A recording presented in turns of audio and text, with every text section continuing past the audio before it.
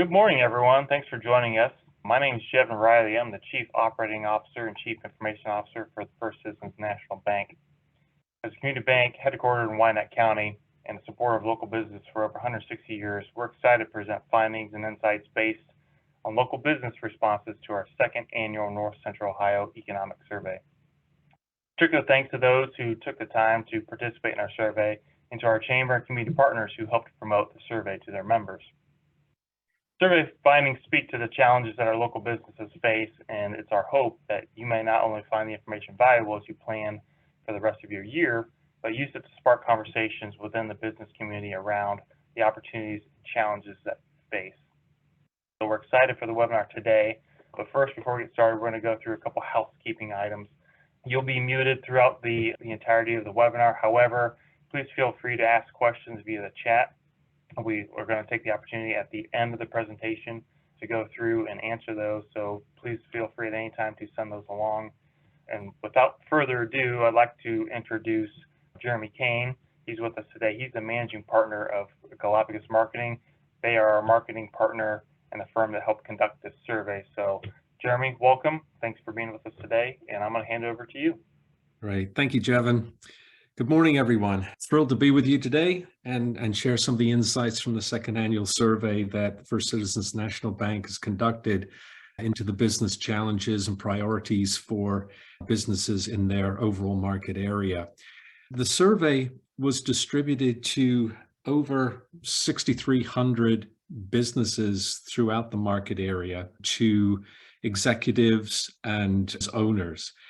And total responses to the survey, completed responses, were 215. So as you look at the results today, they reflect a confidence level of 95% plus or minus 6.75% for the confidence interval. So very reflective of the marketplace overall and the sentiment that business owners and management have.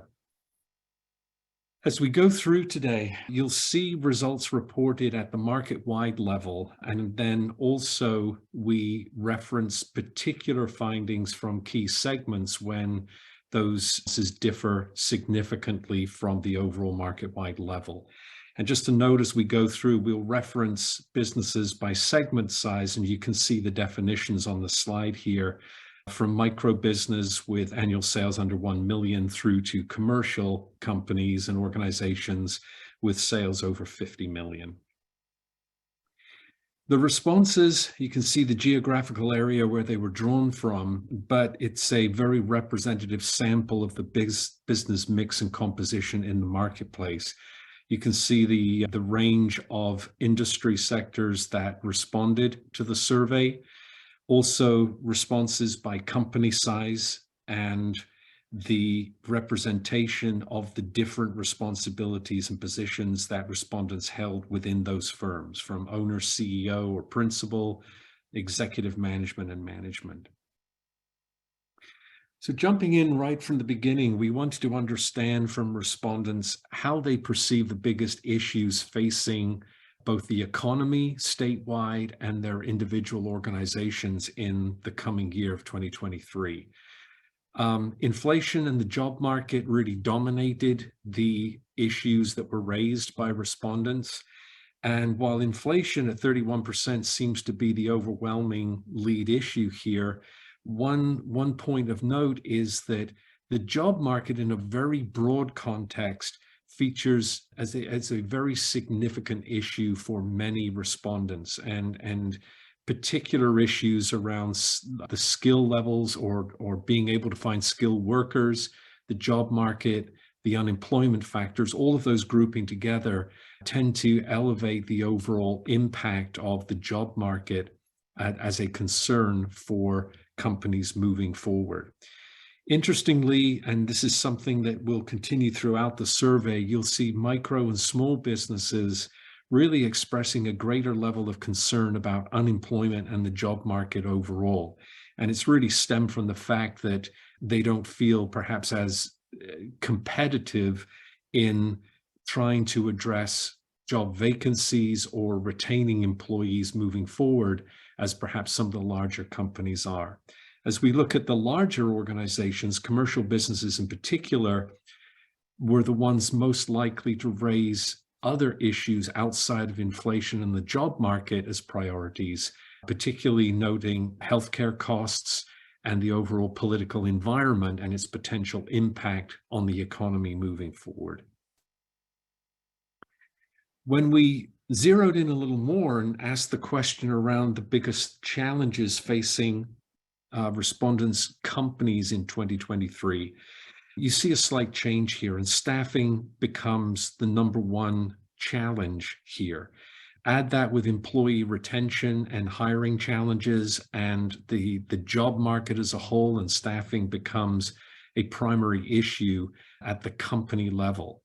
And I think the important part here to understand the differences as we go through these questions is that we're looking here at a number of issues that companies believe they have the power to influence and manage through, versus some of the broader issues at the economic level or the economy level, where perhaps the ability to influence those is not directly in the hands of the company itself. Again, in comparison to last year, when the supply chain was a major concern for all respondents, that is tampered down a little bit this year.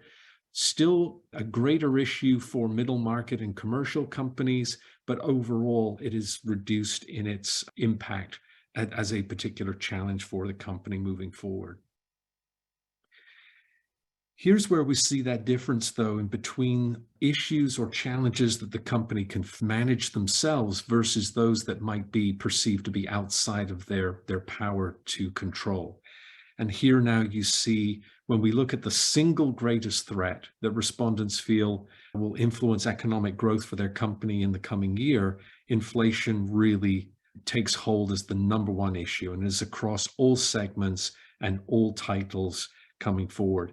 And then you can see some of the other factors that are influenced by that, such as rising production costs, appearing as an issue as well, all under a broad general umbrella of inflation. So moving a little bit then in trying to dig into more detail about overall how each individual company sees its potential for the coming year, we ask the question, as you look at the next 12 months, what financial condition do you think your company will be in compared to today? And about 40% of respondents felt that their company would be doing better than it is now. And particularly the owners and principals of companies, more so than executive management, felt a little more optimistic about their opportunities moving forward. And these percentages are similar to what we found in last year's survey. About 40% then were hopeful of that their company would be performing better post-pandemic last year, and we're seeing the similar percentage this year. But when we dig a little deeper and we start asking specifically about optimism and rating how optimistic you felt about the prospects of your company in the coming year, we're seeing a pretty significant shift here in responses this year compared to last. Last year, coming off 2 years of COVID and emerging from the pandemic at that time, there was a reasonably high percentage of respondents feeling optimistic about the future. And we compare that to this year's responses, is actually 3 times higher last year than this year. And this clearly is a concern moving forward. And the survey delves a little deeper into what some of those factors are that are contributing to that overall lower level of optimism moving forward. One of them, for sure, is all of the factors that we're seeing as challenges, as concerns, roll together and leading to the potential for a recession later in the year. And we see here that almost 60% of respondents are concerned to some degree about the potential impact of a recession and how it will affect their company moving forward. And the overall impact of this and the concern is most felt with smaller companies, particularly micro businesses. And one of the trends that you'll see through the survey findings as I share more slides moving forward is that a large percentage of micro businesses in particular are really struggling with a wide range of factors. And we'll touch on a couple more, but we've already seen the impact of the labor market and the challenges for micro businesses to compete for new workers, but also the sense that many of them haven't yet fully recovered from the impact of COVID and the pandemic on their business operation in prior years. So as we look at this and we add more concerns through 2023, the smaller companies with fewer resources to manage through the challenges are the ones that are expressing the greatest concern of recession and some of these other challenges and the impact they'll have on their businesses. So when, again, digging a little deeper around this and asking the question this year that if the economy were to fall into recession, what would the likely impact be on your company? And here again, we see a large percentage, relatively large percentage of companies expressing that they would struggle and might not even survive the impact of a recession. So just over 30%, which is a significant number. And when you look at that percentage of micro businesses, over half of them are saying if a recession were to hit and have full impact, they would really struggle to make it through. On the other side of the equation, and again, a trend that is consistent throughout the survey, commercial companies, having made significant adjustments during the pandemic, are faring really quite well moving forward and feel that 40% of them in this case feel that they would be able to manage through a recession without any significant impact. Here's one of the underlying factors that I mentioned just previously, and it's the lingering impact, or speaks to the lingering impact of COVID and the pandemic on businesses in the marketplace, and particularly the smaller ones. So we're asking here how your company is performing, or performed rather, last year compared to its performance pre-COVID. And almost 40% of companies are saying that they're still operating last year below pre-COVID levels, and a large percentage saying that they're struggling to recover still from the impact of COVID. So again, we have an environment where a significant percentage of companies are still operating below the level of the pandemic. They still haven't restored resources and financial strength, and now they're being bombarded with a new range of challenges. And without the strength or financial strength to help navigate through those challenges moving forward. So we can see how some of the threats of recession, inflation, and the job market really are impacting the overall optimism of business owners moving forward. You can see on the left here just a breakout by size that small business, micro business in particular, are struggling still to reach pre-COVID levels. But once again, almost 40% of commercial companies feeling that they are doing better than they did prior to the pandemic. In terms of sales, overall, about 2/3 of companies did report increased sales last year. And so we are seeing some activity post-COVID that's beginning to improve, at least from the revenue side of the balance sheet. And commercial companies in particular, almost 80% of them reported that they saw a higher growth in sales last year and building off of that base. When we look at how those sales were comprised, we are still seeing the trend toward an increase in the percentage of sales coming from e-commerce activities. This, of course, spiked last year, or reported in our survey last year, of the e-commerce sales activity spiking dramatically, which was a trend we saw across all during the pandemic. But there are some things that haven't changed as much as we would have expected.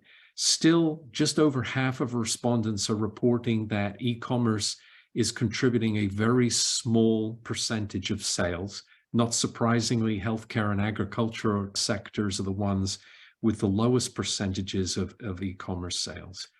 But we are also still seeing the trend that began in last year's survey where a significant percentage of companies are seeing a larger portion of their sales coming through e-commerce.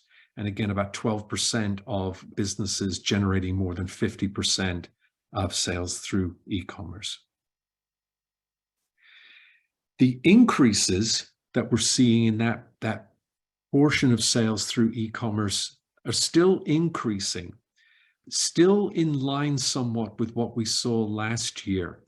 And it's interesting to note that the sectors, the middle market and small business sectors saw the greatest increase in e-commerce sales in the last year, were also the businesses who reported in last year's survey that they were planning to invest the greatest amount in e-commerce and payments technologies.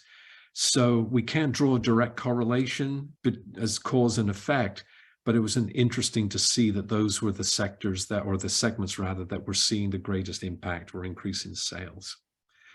And again, when we look at this, it's interesting again to note that over half of companies reporting a growth of e-commerce or online related sales of greater than 11% last year versus 2021. Changing gears then, we begin to look at what companies are planning in terms of their investments in the coming year. A little bit of a change again versus 2022. This year, 42% of respondents said that their companies are planning a major project or a significant investment in the coming year. That's down from 66% in last year's survey. Not surprising that 42% comes in now at a more consistent level as to what you would see, prior to the pandemic. I think it's also influenced as well that so many people in last year's survey were planning projects that perhaps they were completed last year and are no longer on the drawing board for this year. You can see a broad range of areas where investment is likely to take place. But when you dig deeper at the segment level, you'll see consistency in terms of the lead priorities, and they are around hiring and upgrading technology. On these projects, the vast majority of respondents are saying they will take place in 2023, with a few trailing into 2024. Looking at more detail in the capital and budgeting plans for 23, we also notice a pretty significant change over last year's response. This year, we're seeing twice as many respondents planning to increase spending than decrease it. Last year, we saw across the board that an equal number of respondents were looking to decrease spending in an area compared to those that were looking to increase. And there's a major shift here. And I think not surprisingly, we're seeing heavy emphasis placed on hiring and employee pay and benefits. And as noted earlier, technology upgrades coming in as the third most likely area that companies were planning investment moving forward. We do see marketing appearing in that top 5 category. And the investment in marketing this year was much, much higher than the plans last year. And we saw a lot of trends across all business segments, but particularly middle market and commercial, where investments in marketing and sales activity were planned for this year. On the decreasing side, again, some companies feeling that they don't need as much investment in equipment or facilities. Also of note here, cost-cutting initiatives, efforts being placed in that area, reducing, again, I think as many companies feel that they've taken the necessary steps last year from a cost-cutting perspective. Looking at a little more detail around technology, these were the primary areas that respondents said they're looking to make their investments. Again, a fairly significant emphasis around e-commerce, including company websites and payments technology, but also a standard amount of emphasis around some of those other more functional areas, such as fraud and cybercrime and workforce automation. These are sort of back to a more normal level of investment or breakout of investment that we would see following last year's survey that really was influenced greatly by the impact of the pandemic. And again, here you can see that the upgrade in IT systems becomes the area where most respondents were saying they're going to focus their time. Interestingly, and I'll just touch on this one, a number of companies looking to invest in the technology to support remote workers. And this was an interesting category across the survey, where generally speaking, it's the larger companies who are going to be investing more to support remote work.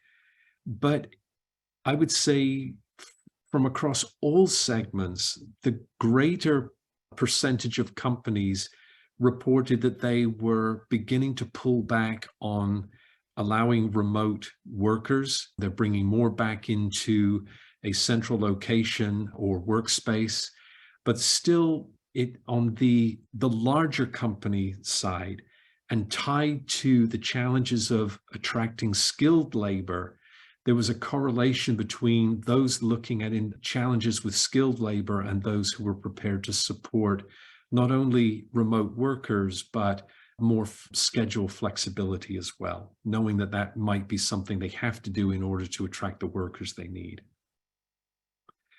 Looking at technology in a more granular level, again, we can see middle market and small businesses planning to invest in their websites and in e-commerce.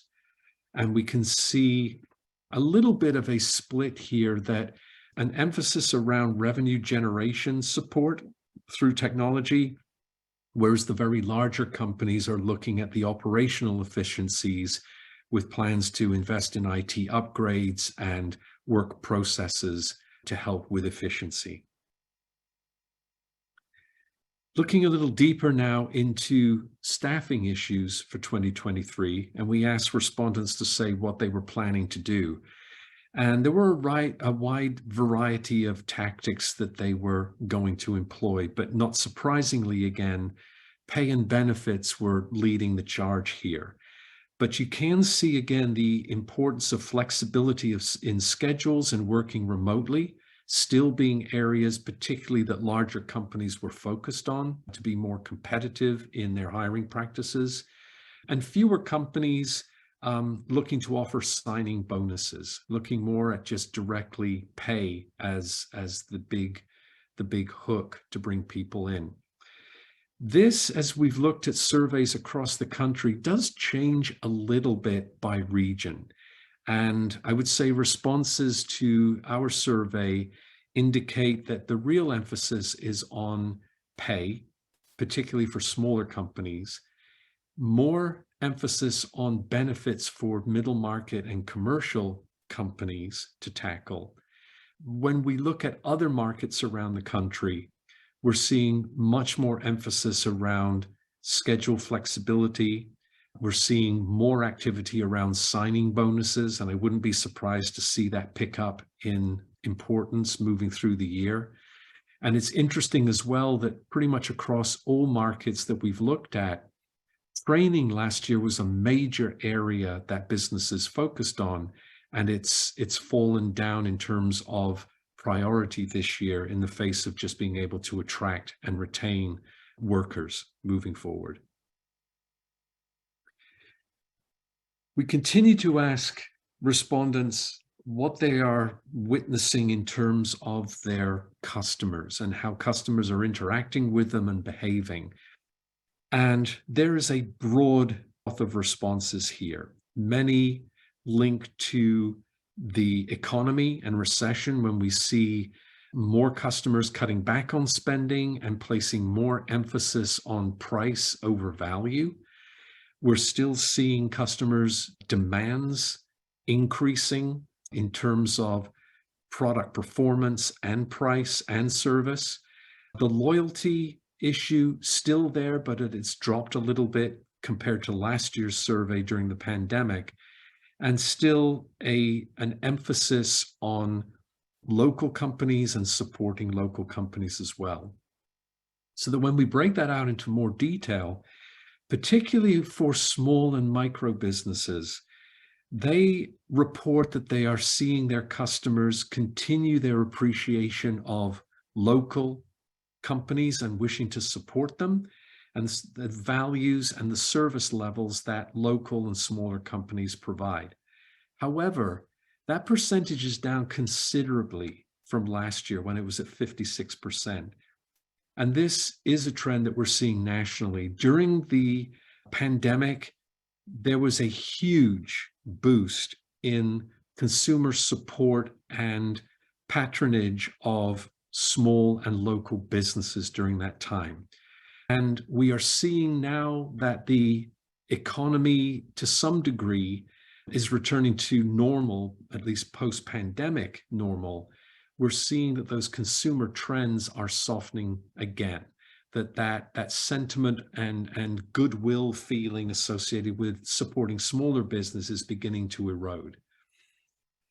We're also seeing this around customers continuing to be more challenging, both on a price perspective and more demanding of what they want from their suppliers and companies.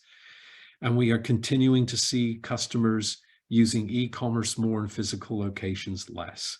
But again, I think 21% of respondents reflected that this year compared to 54% last year. And I think, again, this is a normalization of that e-commerce activity after the spike that we saw post-pandemic. So if we take all of the information that we were able to gather from the survey and distill it down into some final thoughts, the first one is really, aren't companies better off in 2023? Are they looking to be better off in 23 than they were last year and during the pandemic years? Well, unfortunately, it really depends on the company, the industry they're in. There's no question from the survey responses that larger companies continue to fare much better overall. And it's clearly, I think, related to the level of resources that they have available to them to manage through the challenges that they faced. And not surprisingly, micro businesses and smaller firms in general, where that resource base is not as large, appear to be struggling still. We did see sales go up last year, which is excellent. But again, only 30% of companies find themselves ahead of where they were pre-COVID. And I think that struggle that many companies are feeling really stems back to the pandemic and the impact that had on the overall economic health of their company. So while we see the specific challenges of the pandemic perhaps having passed, the worries and the concerns have been replaced by inflation, a weakening demand, and a very tight labor market. We do see companies still investing in major projects moving forward, but it has slowed. And I think the most telling sign, particularly for smaller companies, is that while 42% of them last year felt optimistic about their future prospects, this year that's dropped to just 14%. And again, I think it's a combination of pressing challenges moving forward, but the fact that many of those companies no longer have as solid a financial base to work from as they did pre-pandemic. So overall, companies, I feel, are less optimistic and more cautious about the coming 12 months. And the primary reasons are the same as they were in last year's survey: a weakening economy, inflation, and the labor market. But what's different about this year, and it feels very different, I think boils down to two primary observations. First of all, a majority of companies believe they've already taken all the steps they could, the major steps that they could, in dealing with the effects of the pandemic. They have fewer avenues to explore if they're challenged to do more to support their business moving forward. And secondly, there is a definite trend across respondents that their teams, their companies, their leadership group are really feeling the strain of what in fact is a third year in a row of extraordinary business challenges that they have to face. So overall, there's definitely a conclusion that can be made that the threat of recession has really replaced COVID as the major concern for companies. And we'd mentioned earlier, almost 60% of companies express a concern about a recession. And we went back to last year's survey, and I think this stat is telling.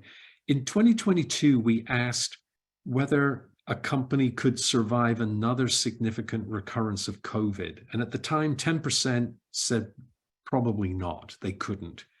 This year, we asked, could you survive a serious impact of a recession?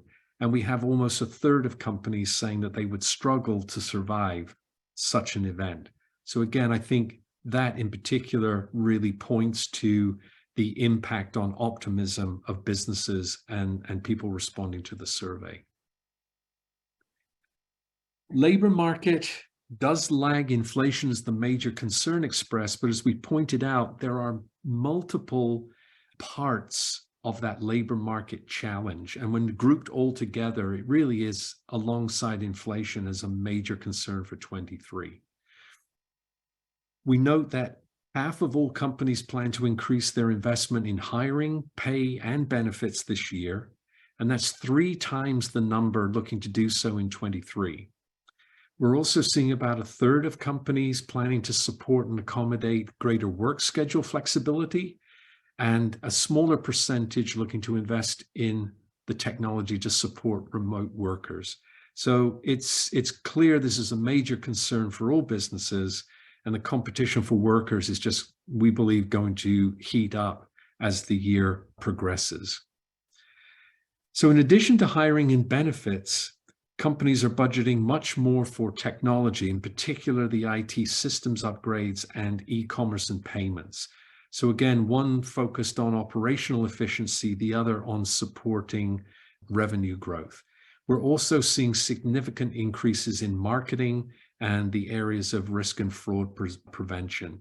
So much so that the number of companies increasing spending in these areas is almost double that of the companies doing so in 2022.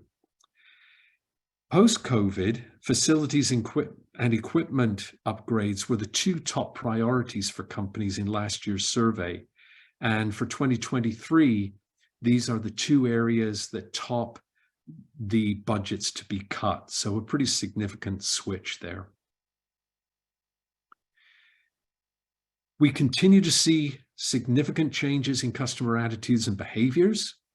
And again, I think there is a concern that smaller companies in particular rely a little too heavily on that sense of local appreciation and support, because it is a sentiment that is declining, not only in this survey, but in other research that we've conducted across the country. So a concern there that you rest on that and hope that that's going to ride through some of these other challenges. We do see businesses still reporting increased customer use of e-commerce. That trend is going to continue. We saw it clearly in the sales percentages across all business segments except micro business, and we see that continuing. We also see larger companies in particular reporting that customers are becoming more demanding and likely to prioritize price over value.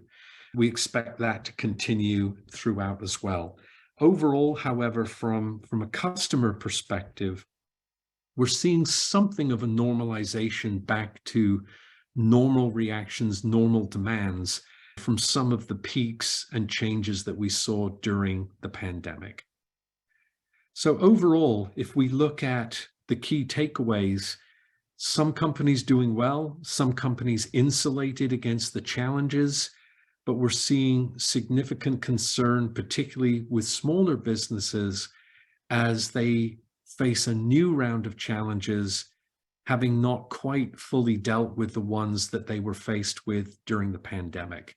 So a little more cautious approach to the year, a little less optimism than we'd all like to see, and knowing that there are challenges still to be faced by companies in the economy in the coming year.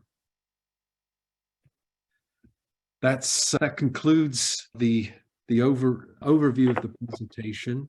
Would like to say that today's recording and the survey in its entirety posted on the First Citizens Bank website later this week, so you'll be able to download there and delve into it in more detail.